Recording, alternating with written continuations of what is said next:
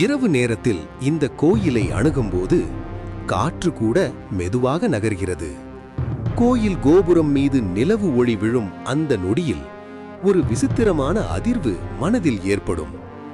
1000 ஆண்டுகளுக்கு முன் சோழர்கள் கட்டிய இந்த ஆலயம் இன்று கூட ஏதோ சொல்ல முயலுகிறது போல.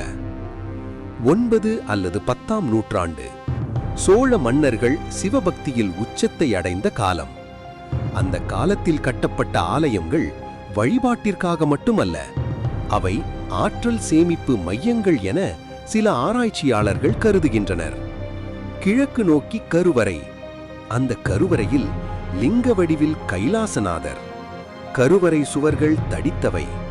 ஒளி உள்ளே சென்றால் மீண்டும் வெளியில் வராதது போல ஒரு அதிர்வு. ஓம் நம சிவாய என்று உள்ளே மெதுவாக சொல்லி பாருங்கள். அந்த மந்திரம் கற்களில் பதிந்து விடுகிறது.